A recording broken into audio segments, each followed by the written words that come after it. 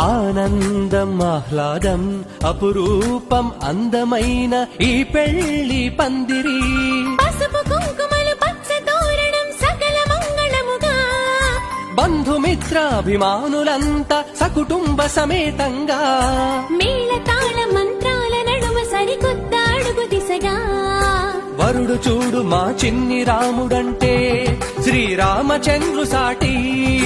వధువు నాటి సీతమ్మ వంటి పడతి బంగారు లక్ష్మి ప్రణతి ఒకటయ్యే శుభవేళ